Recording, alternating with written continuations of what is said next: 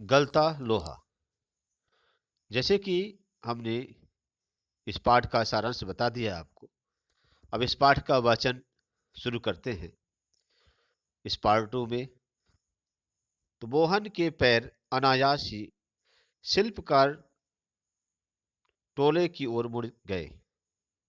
उसके मन के किसी कोने में शायद धनराम लोहार के ऑफर की वह अनगुंज शेष थी, जिसे वह पिछले 3-4 दिनों से दुकान की ओर जाते हुए दूर से सुनता रहा था। निहाई पर रखे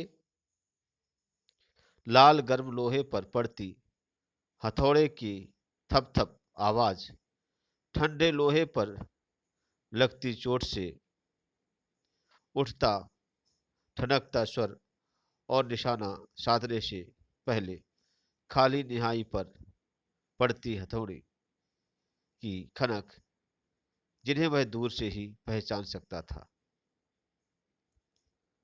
यहां पर मोहन खेत के लिए जा रहा था अपना हंसिया लेकर के, लेकिन अचानक क्या है, उसे धनराम लोहार की ऑफर की तरफ उसका दिमाग गया, उस दुकान की तरफ गया जो लगभग क्या 3-4 दिन से उस आवाज को हमेशा सुनता चला आ रहा था। लोहारगिरी करते हुए धनराम को दुकान में बैठे देख करके आगे देखिए, लंबे बेंत वाले हंसुए को लेकर वह घर से इस उद्देश्य से निकला था कि अपने खेतों के किनारे उग आई कांटेदार झाड़ियों को काट छांट करके साफ कर आएगा। बूढ़े बंशीधर के बूते का अब यह सब काम नहीं रहा। यही क्या, जन्म भर जिस पुरोताई के बूते पर उन्होंने घर संसार चलाया था, वह भी अब वैसे कहाँ कर पाते थे। यजमान लोग उनकी निष्ठा और संयम के कारण उन पर श्रद्धा रखते हैं, ताकि लेकिन क्या है, यहाँ पर बुढ़ापे का जर्जर शरीर अब उन उतना जो है तो कठिन श्रम और व्रत उपवास नहीं झेल पाता। सुबह सुबह जैसे उसने सुबह सुबह जैसे उससे सहारा पाने की नियत से ही उन्होंने गहरा निश्वास लेकर कहा, आज गणनाथ जाकर के चंद्रदत्त के लिए रुद्री पाठ करना था। अब मुश्किल ही लग रहा है। वह 2 मील की सीधी चढ़ाई अब अपने बूते की नहीं रही। एकाएक ना भी नहीं कहा जा सकता, कुछ समझ में नहीं आता। यहां पर होता क्या है कि राइटर बता रहे हैं कि बंशीधर अपने बेटे मोहन को प्यार से गणनाथ बोला करते थे। तो उन्होंने बताया कि उनके एक चेला जो थे, चंद्रदत्त नाम था, उनके यहाँ रुद्री पाठ करना था। लेकिन अब क्या है, बूढ़े हो चुके थे बंशीधर। अब वो क्या, जो जिस संयम और जिस व्रत नियम से वो पूजा पाठ कराते थे, अब वो उनमें शक्ति नहीं रह गई थी। लेकिन वो अपने बेटे से डायरेक्ट ये भी नहीं कह सकते थे कि जाओ मोहन और तुम पुरोहित वृत्ति करो, यजमानी वाला काम तो संभालो, क्योंकि उन्होंने कहीं ना कहीं इस बात को समझ लिया था, जान लिया था कि शायद मोहन की रुचि इस पुरोहित वृत्ति में नहीं है। तो उन्होंने बताया कि देखो, चंद्रदत्त के यहाँ पर रुद्री पाठ करना है, 2 मील सीधे चढ़ाई चढ़नी पड़ेगी। अब हमसे चढ़ा नहीं जा रहा है, क्या किया जाए? यजमान से मना भी नहीं करते बनता है, कुछ समझ में नहीं आ रहा है। इट मीन्स मोहन समझ जाए और मोहन क्या है, एक्सेप्ट कर ले कि नहीं पापा आप बैठिए, चिंता मत करिए, मैं जाकर के चंद्रदत्त को रुद्री पाठ करके आप सुनाई देता हूँ, वहां पर पूजा पाठ करा करके आ रहा हूँ। लेकिन मोहन ने ऐसा नहीं किया। वह क्या, लंबा हंसुआ लेकर के और खेत में जाकर के झाड़ियां जो काटने के लिए चल दिया था, है ना। तो पंडित जी तो बेचारे क्या है, बूढ़े से आने से हो गए थे, अब उनसे इतना ज्यादा मेहनत का काम नहीं किया जा सकता था।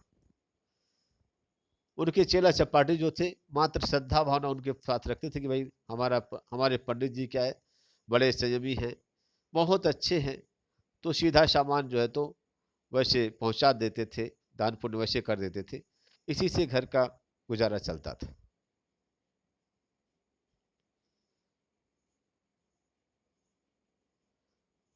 मोहन उनका आशय समझ गया था।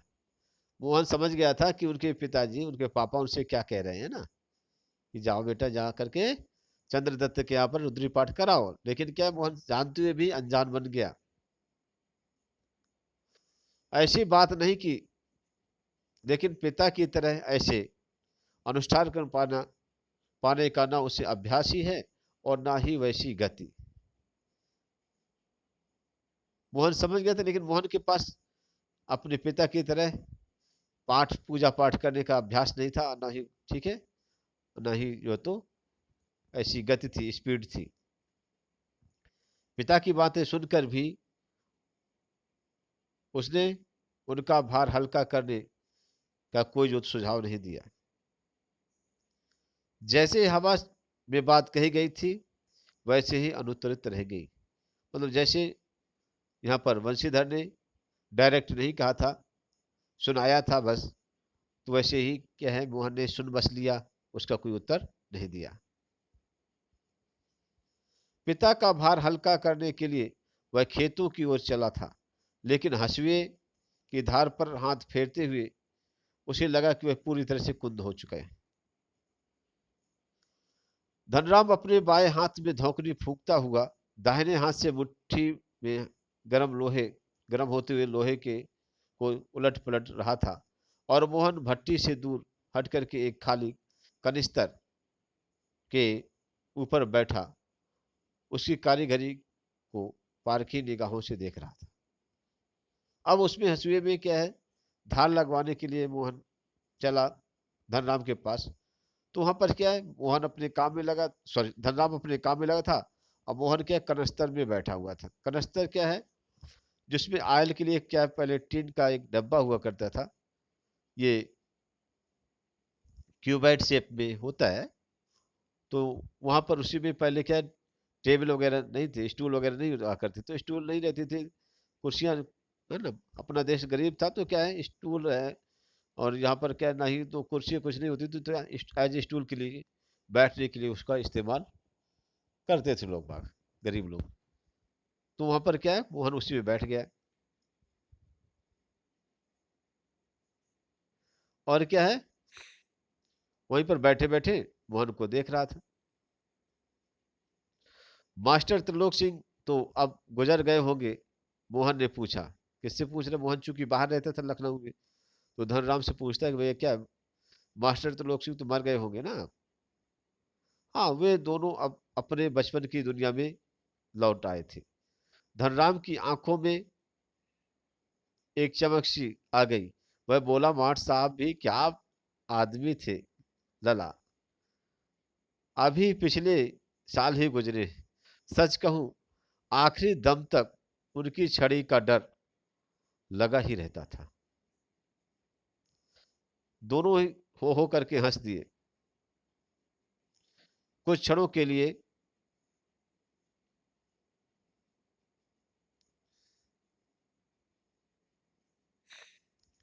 है ना, कुछ क्षणों के लिए क्या है, वे दोनों ही जैसे किसी बीत हुई दुनिया में लौट गए।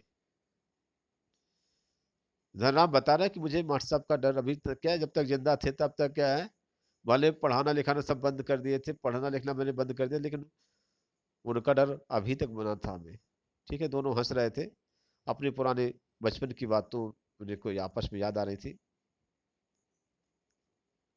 अब बात आगे चलती है। गोपाल सिंह की दुकान में हुक्के का आखिरी कश खींच करके त्रिलोक सिंह स्कूल की चहरदीवारी में उतरते हैं। मतलब कहीं आसपास से आते जाते थे दूसरे गांव से, और वहां पर क्या है, एक त्रिलोक सिंह की दुकान थी, वहीं पर हुक्का पिया करते थे, और हुक्का पीने के बाद क्या है, स्कूल में जाया करते थे। तो वही बता रहे कि थोड़ी देर पहले तक धमा चौकड़ी मचाते, उठा पटक करते, और बांस के पेड़ों की टहनियों पर झूलते बच्चों को जैसे सांप सूंघ गया है। कड़े स्वर से वे पूछते हैं, प्रार्थना कर लो तुम लोगों ने, प्रार्थना कर ली, सॉरी, प्रार्थना की तुम लोगों ने। ये क्या है, वहां पर बता रहे हैं कि जैसे जो बच्चे पहले मास्टर त्रिलोक सिंह के आने के पहले धमा चौकड़ी करते थे, वो क्या, जब वो आ जाए और जब कड़े आवाज में बोले, क्यों प्रार्थना कर ली आप तुम लोगों ने, तो सब जैसे सांप सभी को सूंघ गया हो, बिल्कुल सभी शांत हो जाते थे। यह जानते हुए भी कि यदि प्रार्थना की गई होती तो गोपाल सिंह की दुकान तक उनका समवेत स्वर एक साथ, एक कंपोजिट साउंड जो है तो जरूर सुनाई देती। त्रिलोक सिंह घूर घूर करके एक एक लड़के को देखते, और फिर बड़े वही कड़कदार आवाज में, मोहन नहीं आया आज। मोहन उनका चेहरा, सॉरी, उनका जो तो चहेता शिष्य था। चहेता मतलब क्या है, बहुत प्यारा, बहुत प्रिय स्टूडेंट था, फेवरेट स्टूडेंट था मोहन, मास्टर त्रिलोक सिंह का। पुरोहित खानदान का कुशाग्र बुद्धि का बालक, और पंडित जी के खानदान का क्या है, वो तेज बुद्धि वाला लड़का था। पढ़ने में ही नहीं था, गाने में भी बेजोड़ था। और उसकी क्या है, ऐसा नहीं कि स्टडी उसकी बस अच्छी थी, वो क्या, सिंगिंग में भी बहुत अच्छा था। त्रिलोक सिंह मास्टर ने उसे पूरे स्कूल का मॉनिटर बना दिया था। वही सुबह सुबह, हे प्रभु आनंद दाता ज्ञान हमको दीजिए, अशीघ्र सारे दुर्गुणों को दूर हमसे कीजिए, ये प्रार्थना जो तो शुरू कराता था। ये क्या है, गवर्नमेंट स्कूल में जो असेंबली में जो प्रार्थना होती है, प्रेयर होती है, उसमें क्या है, हे प्रभु आनंद दाता ज्ञान हमको दीजिए, शीघ्र सारे दुर्गुणों को दूर हमसे कीजिए। ये जो तो प्रेयर को गाया करते थे।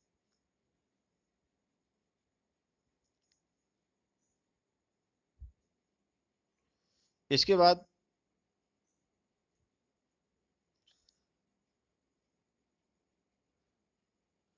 मास्टर जो त्रिलोक सिंह थे, उनका एक सामान्य सा नियम था, सजा पाने वाले को ही वो अपने लिए हथियार भी जुटाना जो तो होता था उनको, इस नियम के आधार पर।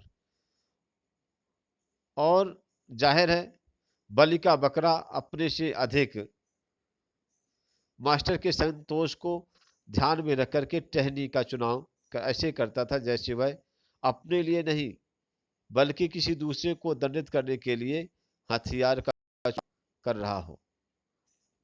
ये आपस में मोहन और धनराम चर्चा कर रहे हैं कि देखिए, ये सिस्टम था उस समय। जैसे कि मैंने पहले बताया था कि जो जिसकी मार पड़नी होती थी, जिसको पनिशमेंट मिलना होता था, वही जाकर के और अपने लिए डंडा तोड़ करके लाता था। उसे अपनी पिटाई की चिंता नहीं रहती थी, उसको इस बात की चिंता रहती थी कि मास्टर साहब कहीं नाराज ना हो जाए, तो जिससे क्या है, पीटने के लिए, ताकि वो मजबूत डंडा डंडा लेकर पहुंचते थे। वो डंडा काफी मजबूत रहे, कमजोर हो जाएगा, टूट जाएगा तो मास्टर साहब और नाराज हो जाएंगे। तो इसलिए वो संटी जो लेने जाता था बच्चा, जो डंडी लेने जाता था, वो मजबूत रहती थी, और उसका ऐसा लगता था जैसे वो क्या है, अपने लिए नहीं बल्कि किसी दूसरे को पिटाने के लिए हो जाए, है ना, पिटवाना चाह रहा है, इसलिए ऐसी डंडी ले जा रहा है, ऐसा लगता था। धनराम की बुद्ध जो है, मंदबुद्धि रहा हो धनराम, या मन में बैठा हुआ उसका डर रहा हो कि पूरे दिन घोंटा लगाने के बाद भी 13 का पहाड़ा याद नहीं हो पाया था। छुट्टी के समय जब मास्टर साहब ने उसको दोबारा पहाड़ा सुनाने को कहा तो तीसरी सीढ़ी तक पहुंचते पहुंचते वह लड़खड़ा गया। लेकिन इस बार मास्टर त्रिलोक सिंह ने उसके लिए उसके लाए हुए वेद का उपयोग करने के बजाय जवान का चाबुक लगा दिए। अब इस बार क्या हुआ, 13 की टेबल उसको धनराम को याद नहीं हो पा रही थी। 13 बन जा 13, 13 टू जा 26 और 13 3 जा लड़खड़ा गए, नहीं बना।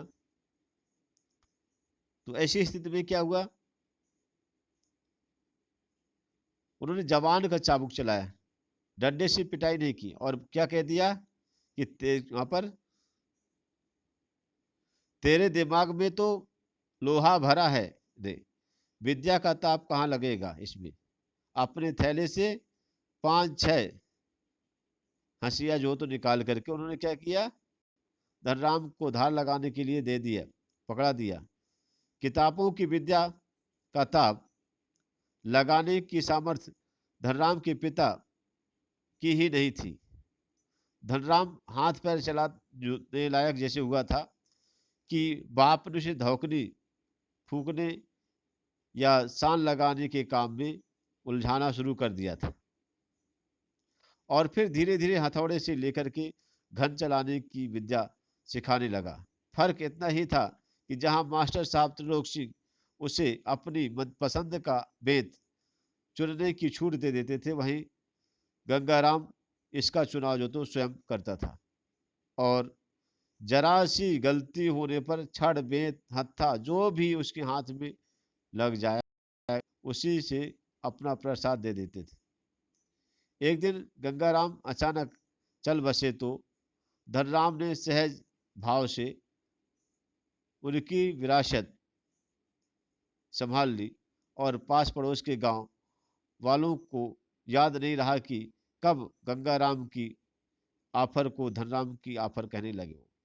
प्राइमरी स्कूल की सीमा लांघते ही मोहन ने छात्रवृत्ति प्राप्त कर त्रिलोक सिंह मास्टर की भविष्यवाणी को किसी हद तक क्या सिद्ध कर दिया था। तो साधारण हैसियत वाले जजमानों की पुरोहिताई करने वाले बंशीधर तिवारी का हौसला बढ़ गया और वे भी अपने पुत्र को पढ़ा लिखा करके बड़ा आदमी बनाने का स्वप्न देखने लगे। पीढ़ियों से चले आते पैतृक धंधे से उन्हें निराशा हाथ जो तो कर दी जो तो वे डाल दिया था, उन्हें निराश कर दिया था। दान दक्षिणा के बूते अब वे किसी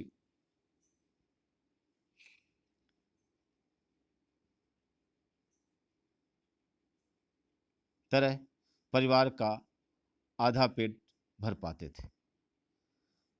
तो देखिए, जैसे कि यहाँ पर अभी बताया था पहले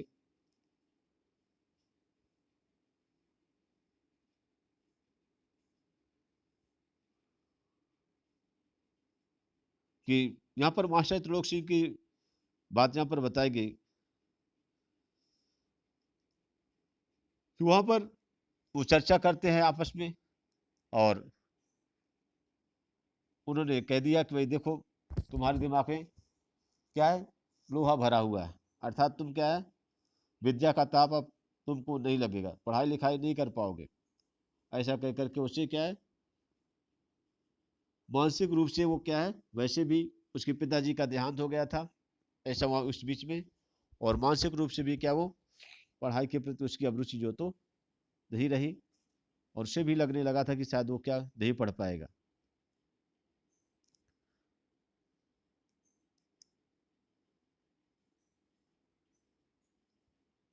प्राइमरी स्कूल में क्वालिफाई करने के बाद उसको क्या है, स्कॉलरशिप मिलने लगी मोहन को। तो जो मास्टर लोग सिंह कहते थे उससे लगा कि वास्तव में क्या वो सही कह रहे थे।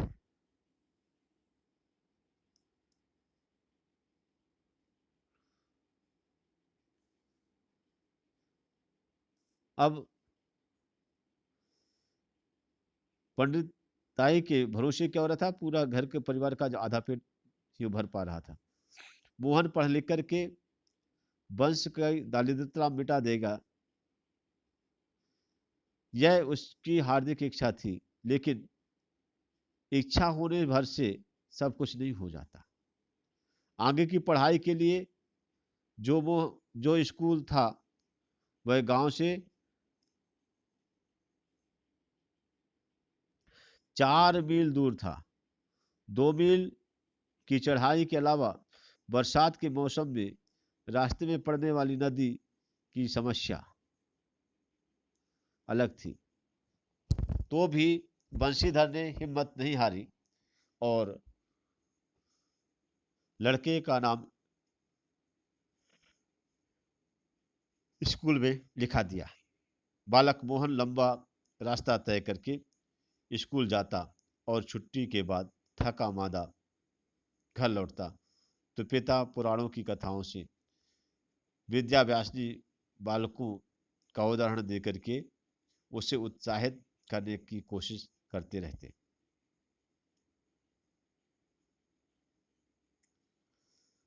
आगे क्या होता कि बरसात के दिनों में नदी पार करने की कठिनाई को देखते हुए बंशीधर ने नदी पार एक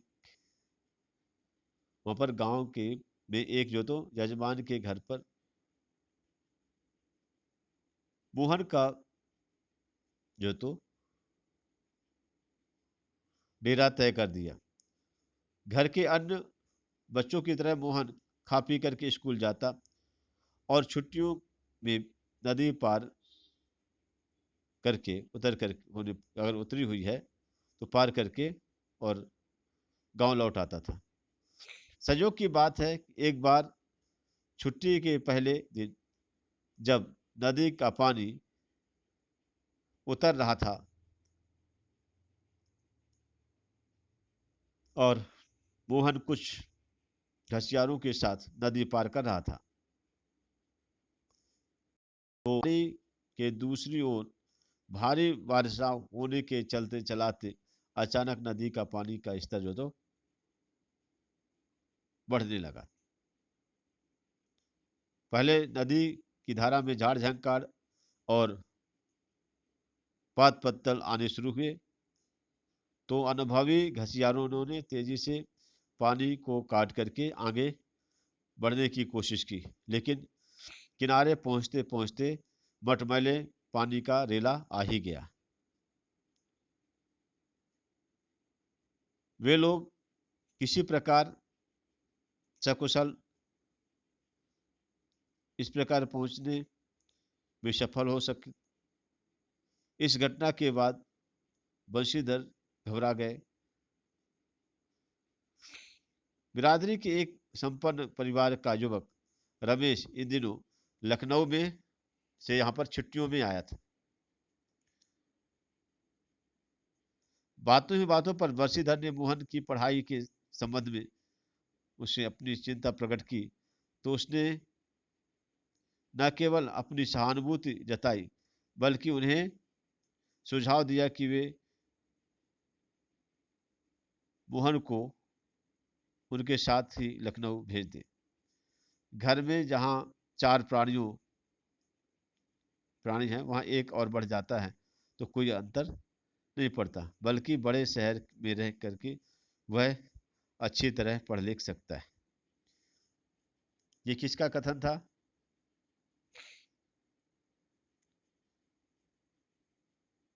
ये रमेश का कथन था।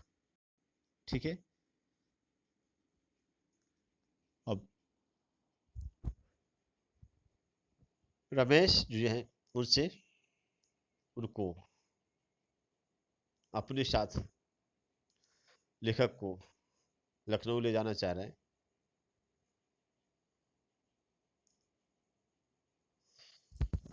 बंशीधर को जैसे रमेश के रूप में साक्षात भगवान मिल गया और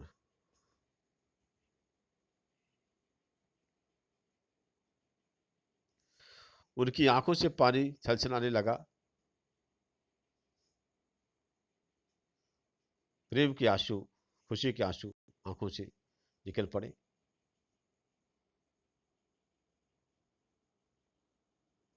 वे केवल इतना ही कह पाए कि बिरादरी का यही सहारा होता है।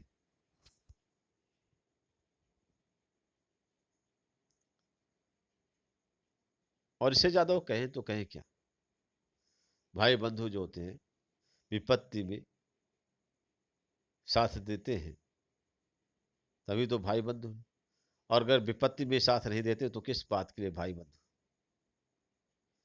छुट्टियां शेष होने पर रमेश वापस घर वापस लौटा तो माँ बाप और अपनी गांव की दुनिया को बिल्कुल छोड़ करके सहमा सहमा सा मोहन भी उसके साथ लखनऊ आ पहुंचा। अब मोहन की जिंदगी का एक नया अध्याय शुरू हुआ। घर की दोनों महिलाएं, जिन्हें वह चाची और भाभी कह करके पुकारता था, का हाथ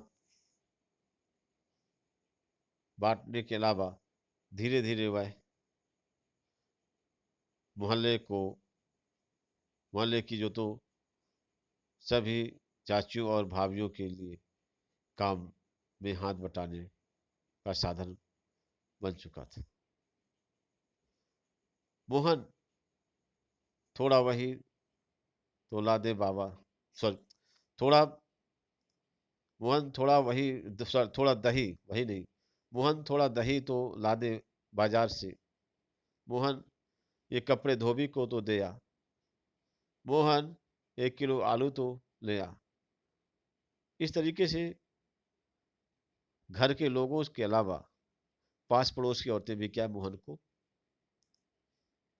काम में लगाती थी। औसत दफ्तरी के बड़े बाबू की हैसियत वाले रमेश के भाई बिरादरी वगैरह जो है, रमेश के लिए मोहन को अपना भाई बिरादरी बतलाना अपने उसके सम्मान के विरुद्ध जान पड़ता था। राइटर यहाँ पर ये बता रहे हैं कि वास्तविकता तो ये है कि रमेश कोई बहुत बड़ा ऑफिसर नहीं था। इसके बाद में भी अपने मोहल्ले में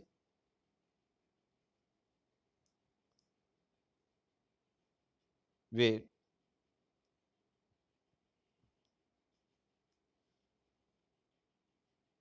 मोहन को एज ए नौकर के रूप में ट्रीट करते थे।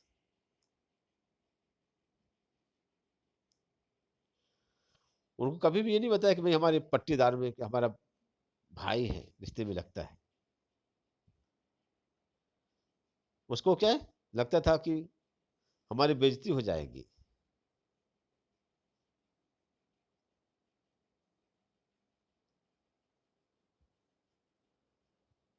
और उन्हें उसे जो तो घरेलू नौकर से अधिक उसकी हैसियत वह नहीं देता था। इस बात को मोहन भी समझने लगा था। बहुत थोड़ी बहुत हीला हवाली करने के बाद रमेश ने निकट के ही एक साधारण से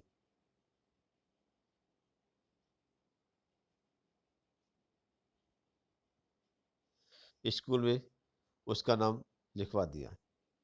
लेकिन एकदम नए वातावरण में और दिन रात के काम के बोझ के कारण से गांव का वह मेधावी जो छात्र है शहर की स्कूली जीवन की में अपनी पहचान नहीं बना पाया।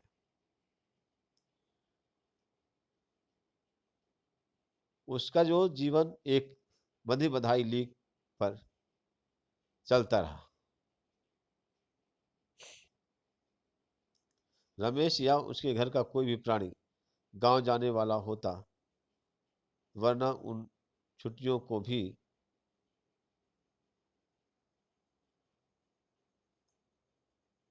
अगले दर्जे की तैयारी के नाम पर उसे शहर में ही गुजार देनी पड़ती थी।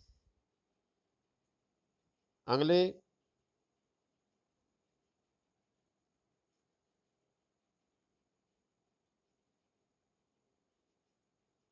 दर्जे की तैयारी तो बहाना थी। सवाल रमेश और उसकी गृहस्थी की सुविधा का था। मोहन ने परिस्थितियों से समझौता कर लिया था, क्योंकि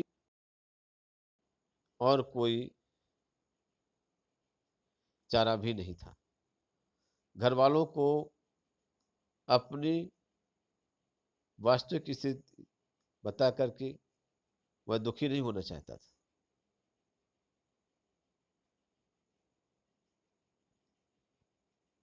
घर वालों को अपनी वास्तविक स्थिति बता करके वह उनको दुखी नहीं करना चाहता था। बंशीधर उसके सुनहरे सपनों के सामने जो थे, उनके सुनहरे सपने थे, भविष्य के जो सपने थे वो देख रहे थे।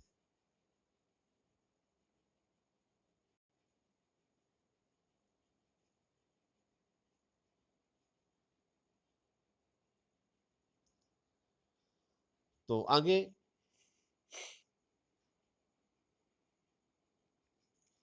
8वीं कक्षा की पढ़ाई समाप्त कर छुट्टियों में मोहन गांव आया हुआ था।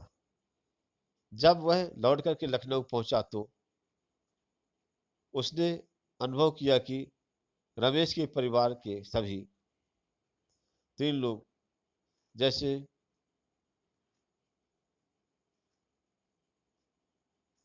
उसकी आगे पढ़ाई के पक्ष में नहीं है।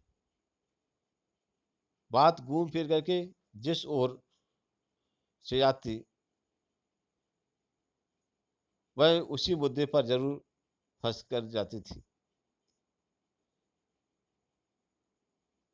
कि हजारों हजारों लाखों बीए एमए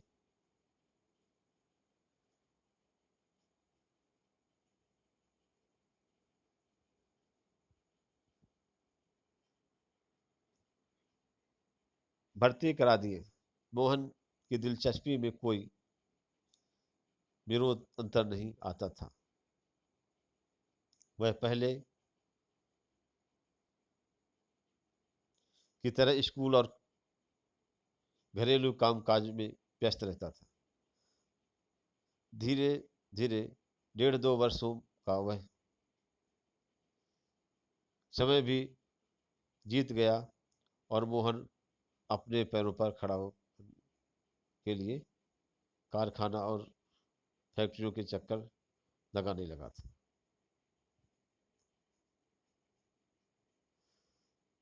बंशीधर ने जब भी कोई मोहन के परिवार से पूछता तो वे उत्साह के साथ उसकी पढ़ाई की बाबत बताने लगते और मन ही मन उनका विश्वास भी जो था कि वह एक दिल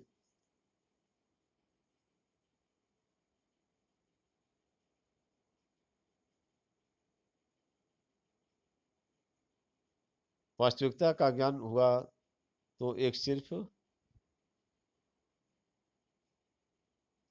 बड़ा अफसर बनकर लौटेगा। लेकिन जब उन्हें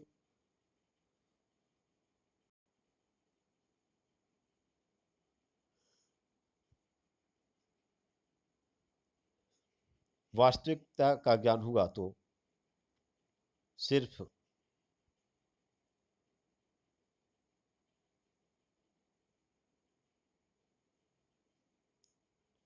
वे लोग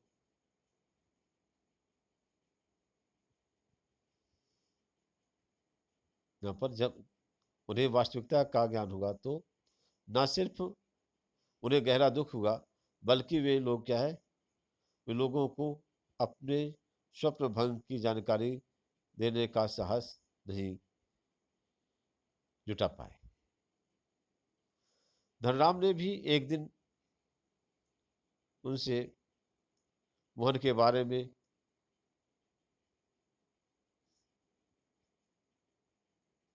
घास का एक तिनका तोड़कर दांत खोदते हुए उन्होंने बताया कि उसकी सेक्रेटरीट में